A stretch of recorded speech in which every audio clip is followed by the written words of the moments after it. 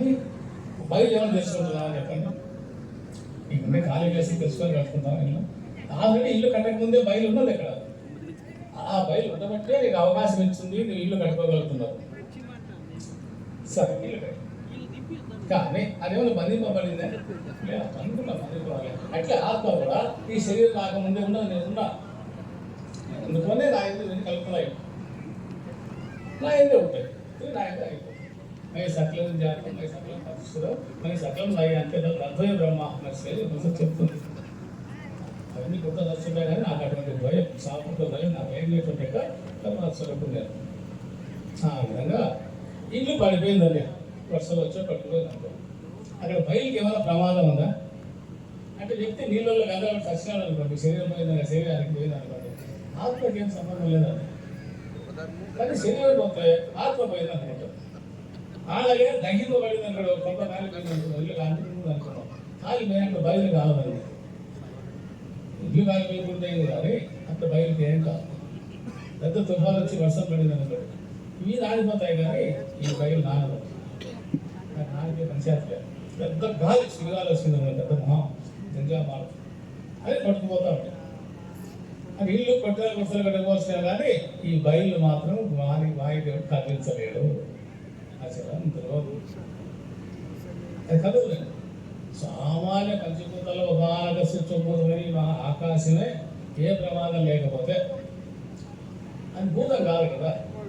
అన్ని భూతాలకు ఆధారం అనిష్టం అన్ని దాంట్లో ఉంటుంది, కనపడకుండా స్వచ్ఛంగా ఉంటుంది. అటువంటి స్వరూపానికి ఏ మాత్రం లేదు. రెండోది దీన్ని ఈ శరీరంతో పావులు సంస్కారాలు ఎవరన్నా అయ్యో అంటున్నాం, అది శరీరానికే విషం కానీ లోపల ఆత్మ విషం కాదు. నరకబడి సచ్చినా సరే, ఏ విధంగా శరీరానికి హాని కలిగినా ఎట్లా పెట్టినా సరే, శరీరంలో ఉన్నటువంటి అశరీరైనటువంటి పరమాస్వరూపానికి ఏ మాత్రం కలంకం లేదు, మరి ఎవరు ఏం చేయలేదు అన్నమాట. ఇంకా ఈ కాల్చలేదు, నీళ్ళు తడపలేవు, వాయువు ఏం చేయలేదు. ఈ విధంగా ఏం చేత కూడా ఆత్మను నశింపజేయడానికి వీలు పడదు, నశించేది కాదు. ఎవరైనా ఆత్మ చనిపోతుంది, ఎవరైనా చంపచ్చు అని అనుకుంటారో వాళ్ళిద్దరూ తెలిసిన వాళ్ళు కాదని శ్రీ పరమాత్మ నిధులు చెప్పబడింది. అంటే దేహం నేను అనుకునే వాళ్ళు ఆత్మ తెలిసిన వాళ్ళు కావాలి. దేహం చేత వాళ్ళకి జరుగుతాయి కానీ ఆత్మ విషయంలో కాదు. అటువంటి ఆత్మను తెలుసుకోవడానికే మన ఇట్లా సభలు ఎన్ని మన ఏర్పడుతున్నాం, ఎన్ని సభలు ఇప్పుడు 100 సభ జరగబోతుంది. ఇంకా చాలా ఒకటి కాదు, ఇంత పెద్దలందరూ కూడా ఎన్నో కష్టపడి శ్రమ పడిచి ఏ ప్రయాసాలు పడిచి చాలా కంటాలు పడితే 10 మంది అందరూ మనకు తెలుసుకునే జ్ఞానాన్ని అందరూ తెలుసుకోవాలి. మన ఒక్కరు ఆనందంగా కూడా కాదు కదా, అందరూ ఆనందంగా కూడా అనేటువంటి భావంతో భావంతో ఈ ప్రకారంగా ఏర్పాటు చేసి చేస్తున్నారు. దానికి కూడా మన అందరూ దండం పెట్టాలి. రెండోది మనం కూడా ఉపయోగించుకోవాలి. అది చెప్పినది ఏ ఒక్కటి ఉపయోగించుకున్నా అని ఆశయాల్లో పెట్టుకున్నా వాళ్ళ జీవితం కూడా ధన్యమవుతుంది. అది ఎంత సేవ అంటే ఆ స్వామి ఈ స్వామికి వస్తుంది, ఎంత సేవ. మరి ఇప్పుడు మన అసంగా స్వామి అభ్యర్థులు ఉన్నారు కదండి, మరి రాజుకు ఉండాలి చెప్పే స్వామి కూడా రాజు కూడా సేవ పడతారు. నేను చూసిన తర్వాత అంత రాజు కూడా సేవ చేసేటువంటి వాళ్ళు అంత లేదండి కాకినాడలో. సో నేను నాకు అదే లోపల ఎప్పుడు ఉంటున్నారు అంత రాత్రి పోలు ఎప్పుడైనా సరే సేవ పడతాను. అంత సేవ ఎందుకు చేస్తున్నారని చెప్పండి. మరి ఆయన ప్రసాదం ఏమైనా సరే ఉండొచ్చు కదా, ఆయన ఉండొచ్చు కదా. కానీ ఇది లోకాన్ని కనుక అందరి కొరకు పాటుపడుతున్నారు కనుక అటువంటి వాళ్ళ ప్రారంభాలు ఎప్పుడు ఆశ్రయించాల్సిందే. సేవ ముఖ్యం కదండి. కేవలం సేవయాన్ని దొరికిదని చెప్తుంది. ఆ సేవలనే వర్షం సంపాదించుకోవచ్చని ఆ పాలకి పరమేశ్వరుడు చెప్పినట్టుంది. జై శ్రీరామ్, జై శ్రీరామ్, జై శ్రీరామ్.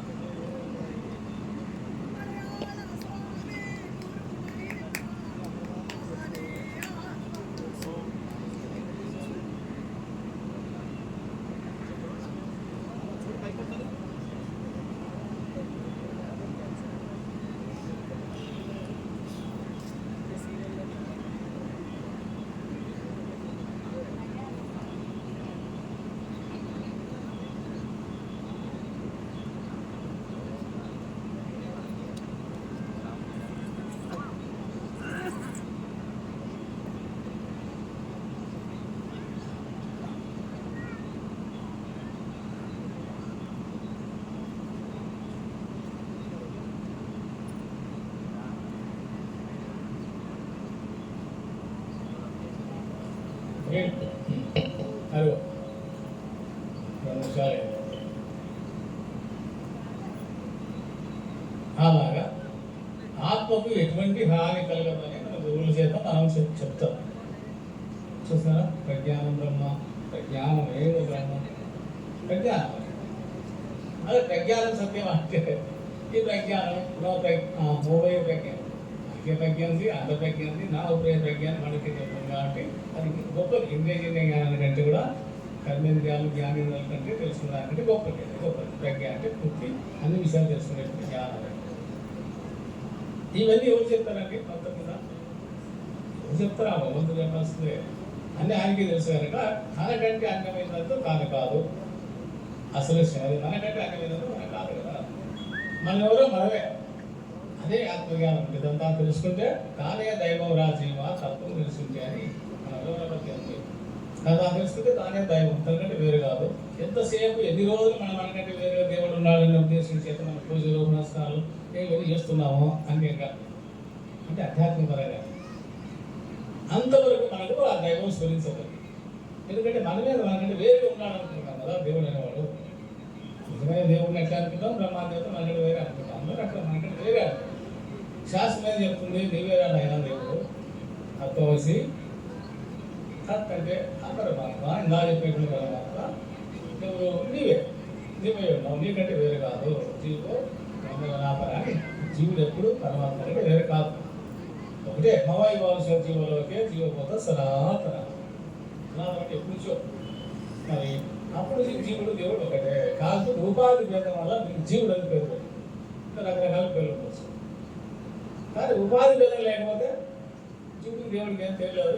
ఇల్లు మేము ఇంట్లో పైన అంటాం, నీళ్ళు పడిపోతే నీకు వచ్చాం బయటకు పోయి కలిసిపోతే అవి రెండు కలవు అని చెప్పు, రెండు లేవు కాబట్టి కూడా. కానీ జీవాత్మ పరమాత్మ ఐక్యమని మనం సామాన్య వాళ్ళకు గురువు చెప్తారు.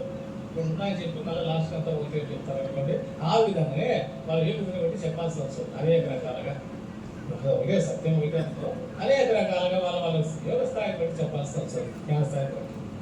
అట్లా ముందుకు వచ్చి లాస్ట్కి ఏమో ఏకం సత్ అంటారు. అంత ఒకటే ఆయన సత్యము, అందరూ ఒకటే. ఆ విధంగానే ఇక సంఖ్యాశాస్త్ర ప్రకారం చూసి ఒకటంటే తప్పు వస్తుంది వాళ్ళకి. అది సంఖ్య సంబంధం కాదు కదా. ఒకటంటే తప్పే, రెండంటే తప్పే, అనేకం అంటే తప్పే. ఏకం కాదు అనేకం కాదు అంటాం కదా. ఆ సత్యమా అసత్యమా? సత్యమన్నా తప్పే, అసత్యం అసత్యం సత్యం అవుతుంది. సత్యాసత్యాలు విలక్షణంగా ఉండే లక్షణం చెప్పే సాధ్యం. అందుకే అవాక్ మనసు కోసం వాడు చెప్పని వీలు పడదు. ఇది రాజ్యం తెలుసుకోలేవు. నీ మనసు ఎంత సంకల్పం తెలుసుకోలేదు, బుద్ధి ఎంత ఊహించినా కూడా కాదు. ఇంద్రియ జ్ఞానం వేరే, బయట విషయాలు ఉంటాయి. ఈ జ్ఞానేంద్రియాలకైతే శబ్ద స్పర్శ రూప రస గంధ తెలుస్తాయి. శబ్ద జ్ఞానం, స్పర్శ జ్ఞానం, రూప జ్ఞానం, తర్వాత రస జ్ఞానం, గంధ జ్ఞానం వాటి వరకు తెలుసుకోవడం. లోపల కడుపునకు వచ్చింది లేదా మగ్గి బాధ ఉంది, ఇంద్రియాల చేత తెలియబడదు. ఇంద్రియాల చేత తెలియబడదు. అవి లోపల విషయము, బయట విషయం, ఇంద్రియాలు మన బయటకు ఉన్నాయి. బయట విషయాలు తెలుసుకుంటాయి తప్ప అంతరంగ విషయాలు కూడా అవి తెలుసుకోవాలి. అట్లే అంతరింద్రియాలు కూడా అవి కూడా లోపల విషయాలు తెలుసుకుంటారు. దానికంటే అనుసరిస్తుంది. దానికంటే వెనుక ఆధారంగా ఉండేటువంటి నేననేటువంటి ఉనికి ఏ సత్య స్వరూపం ఉందో దాన్ని ఈ అంతరింద్రియాలు కూడా తెలుసుకోవాలి. అవన్నీ 25 ఇంద్రియాలు చెప్తారు కదా, పంచభూతాలు తెలిసినవి 5, 25 అని. ఆ 25 కాదు, ఎన్ని ఉన్నా సరే అవి నాకంటే అన్యంగా ఉన్నాయి. అవన్నీ జడములు. జడములు అంటే స్వయంగా తెలుసుకోవడం లేవు, స్వయంగా కథలు ఎవడో కనిపిస్తే కలుగుతుంది. అయస్కాంత సాన్నిధ్యం చేత సూర్యుడు చెల్లించినట్టు శాస్త్రం చెప్తుంది. అలాగా ఆత్మ యొక్క సత్తా మాత్రం చేతనే ఇవన్నీ పనిచేస్తున్నాయి. మొత్తం మొత్తం అంతా ఆ ఆత్మ అనేది లేకపోతే నేను కదిలేదానికి ఏం లేదు, అసలు లేదు. అది ఉంటేనే అన్నీ ఉంటాయి, నేను లేకపోతే ఏం లేదు. ఇది తెలుసుకోవాలండి. ఆ విధంగా ఈ పంచభూతాల కంటే విలక్షణంగా అనుసృతంగా పుట్టక ముందే, సృష్టి పుట్టక ముందే తర్వాత ఉన్నాడు. సృష్టి అప్పుడు నామరూపాలు, సృష్టి పూర్వమే నామరూపాలు లేకుండా, ఈ గుణాలు లేకుండా, వికారాలు లేకుండా ఒకడు ఉన్నాడు. ఆయనంటే ఇది తోసి ఇది ఈ జగత్తు అంతే. కానీ మరి ఇది ఉన్నప్పుడు లేడా ఉన్నాడు, అప్పుడు ఉన్నాడు. ఇదంతా నశించిపోయింది అనుకున్న తర్వాత అప్పుడు ఉన్నాడు. అప్పుడు ఉన్నా, ఇప్పుడు ఉన్నాడు. ఇంద్రియాలు లేనప్పుడు ఉన్నాడు, ఇంద్రియాలు ఉన్నప్పుడు ఉన్నాడు, ఇంద్రియాలు లేనప్పుడు ఉన్నాడు. తెలుసు, నాకు తెలుసు కదా. మేలుకున్నా తెలుసు నీకు, స్వప్నంలో కూడా ఏదో స్వప్నంలో తెలుసు నీకు, నిద్ర కూడా తెలుసు, కానీ ఆ అవస్థలు నువ్వు తెలుసుకోలేవు. జాగ్రత్తావస్థ కానీ స్వప్నావస్థ కానీ ఐదు అవస్థలు చెప్తారు కదా, ఏ అవస్థ కూడా ఆత్మను తెలుసుకోలేవు. ఆత్మను తెలుసుకోలేక అది వీలుపడదు. ఎందుకంటే అవి జడం, చైతన్య స్వరూపాలు కాదు, జ్ఞాన స్వరూపం కాదు.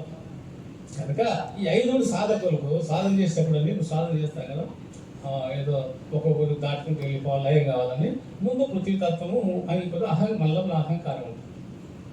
అహం ప్లస్ ఆకారం అంటే శరీరం రెండు కలిసి అహంకారం అవుతుంది. ఇది లోపల అహం ఎప్పుడైతే అడిగిపోయిందో, అహం అంటే దేహస్ఫురణ జపం చేస్తుంటే ధ్యానం చేస్తారు, దేహస్ఫురణ ఉన్నంత వరకు ఇది అహం ఉండేట్టే. ఎప్పుడు అహం అడిగిపోయిందో సాధనలో దేహం గుర్తుకుంటుంది, దాన్ని తన్మయత్వం అంటారు. తను ఇంకా నీకు స్ఫురణ ఉండదు, స్ఫూర్తి ఉండదు, దానికి వ్యక్తి కూడా ఉండదు.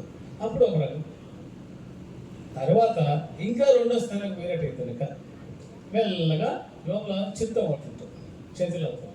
అని గత స్మృతులు అన్నీ తీసుకొచ్చారు. నిజంగా ఇప్పుడు ధ్యానం చేసినప్పుడు అన్ని గుర్తుకొస్తాయి పాతవన్నీ. ఎప్పుడైతే గతం అన్నీ మనకు వచ్చున్నాయో ఇక్కడ చిత్తం పని చేస్తుంది. అంతే స్వప్నావస్థలో ఉంటాం. మనకు స్వప్న బయట పోయాడు, విగ్రహం పోయా బయట లేదు, జాగ్రత్త అనిపోతే స్వప్న అవస్థ ఉంది. దాని శరీరం కూడా పేరు పెట్టారు, ఇక్కడ విష్ణుడు అక్కడ తయస్సుడు అని. ఆ తయస్సుడు అక్కడ స్వప్న అది చూస్తూనే ఉన్నాం. అది స్వప్నం. ఆ విషయం అది తాత్కాలిక సత్యమే, కానీ వాస్తవం నిద్రపోతే జాగ్రత్త లేదు, స్వప్నము లేదు. అయితేనమ్మా ఇంకా ఉంటారు 2 నిమిషాలు తక్కువ, 4-5 2 నిమిషాలు సేమ అయిపోయింది. ముందు కొంచెం 2 మాటలు సేపు ముగించారు తొందరగా. అలాగా ఒక్కొక్క లోపలి అహంకారాలు అయిపోతే ఏదైతే జ్ఞాత మనసు బుద్ధి చిత్త అహంకారం అనేటువంటివి అందరూ సూక్ష్మంగా ఉండేటువంటి గుణాలవి. అవి ఒక భూతాన్ని వల్ల సూక్ష్మాంశాలు కలిగి ఉంటాయి. ఒక అంశం తగ్గిపోయినట్టయితే ఒక పోతుంది, స్వప్నం పోతుంది, మళ్ళీ సుశుద్ధి కూడా తుర్యం పోతుంది, సుశుద్ధం పోతుంది, తుర్యాత్మ పోతుంది, అది ఉండదు. ఈ 5 అయిపోతే అవ్యక్తం వ్యక్తిమాపన్నం అని కింద చెప్పినట్టు అది అవ్యక్తం. వ్యక్తం కాదు, ఇంద్రియాలకు ఇక్కడ ఏదైతే వ్యక్తం అవుతుందో, తెలియబడుతుందో, కనబడుతుందో దాన్ని ఇహలోకం అంటారు. ఇహ వ్యక్తం, వ్యక్తం అంటే కనబడుట, తెలియబడుట. సులభంగా చెప్పాలంటే అవ్యక్తం అంటే ఇంద్రియాలకు కనబడదు, ఇంద్రియాల చేత తెలుసుకొని వీలుపడదు. మరి అవ్యక్తం ఏదో చెప్పినామంటే దగ్గర అవ్యక్తం ఎవరు పెట్టినాడు, ఎవరు చేస్తాం.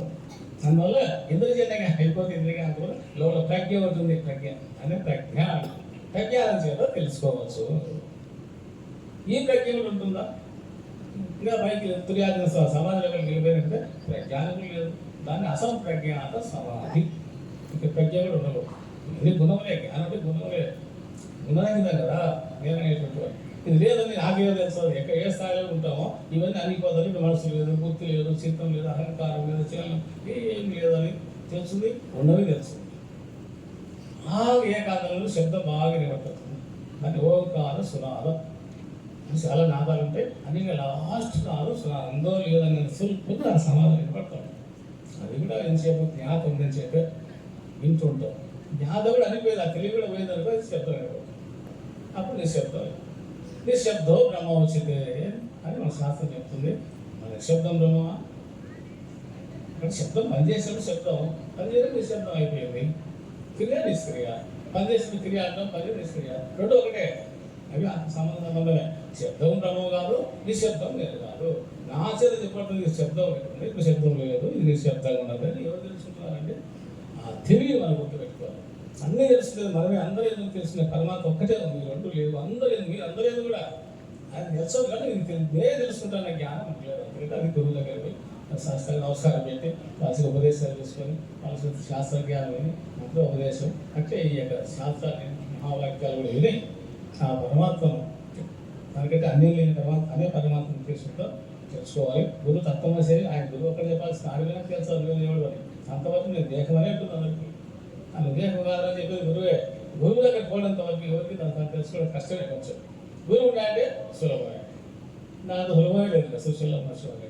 కనుక అందరూ కూడా ఈ కార్యక్రమం పెట్టినటువంటి నేను ఈ ఊళ్ళో చిన్న ఊరు ఎట్లుంటుందా వస్తుంది కాబట్టి నా ఊళ్ళో నుంచి ఊహించినప్పుడు ఈ రోజు బ్రహ్మాండంగా ఆశ్చర్యం అయిపోయింది. సంతోషం. స్వామి భగవంతుడు అన్ని చేస్తారు, మంచి కార్యాలు తెలుసు. చెప్పేట్టు అంత దేవుదయ దేవుదయ అందరికీ దేవుదయ, ఎవరికైనా కూడా దేవుదయ దేవుదయ కనుక అట్లా భగవంతుడు కృప అందరూ కూడా పాత్ర కావాలని నేను ఆశించుకుంటూ ప్రార్థించుకుంటూ అవసరంతో నిర్మిస్తున్నాను. అదిగో ఈ అవకాశం ఇచ్చేటువంటి పరమాత్మ స్వామివారికి సెలవులు, మన ఈ కూడా అభ్యసించినటువంటి నరసింహ స్వామి వారికి అందరి కార్యక్రమానికి నా ఉద్యోగ ప్రణామాలు. హరిఓం తత్సత్. ఓం తత్సత్. పూజ్య శ్రీ వీరానందగిరి స్వామి వారు చక్కగా జ్ఞానానికి సంబంధించే మరి